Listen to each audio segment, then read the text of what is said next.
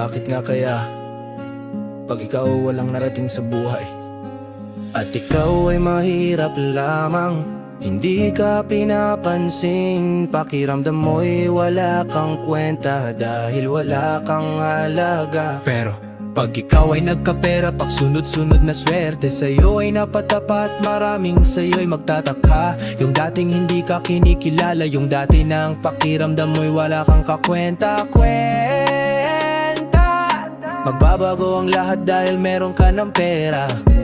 Pag ikaw ay naglalakad, minsan biglang may babate sa iyo, kahit hindi mo naman kakilala. Tapos minsan iyong mga makakasalamuha, nanginginitian ka kasi alam nilang may pera ka na. Dati yung pakiramdam mong para kang alipin, ngayon seramam na kung ikaw ay tawagin.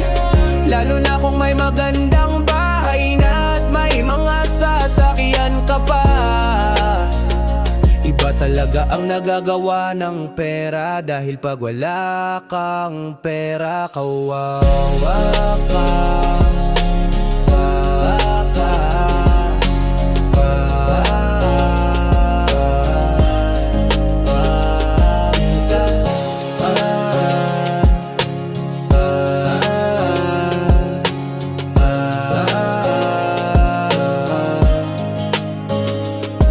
Dati noong wala kang pera, wala ka ding masyadong kaibigan, hindi ka kinikilala sa lipunan, tingin nila sa'yo ay hindi ka pari.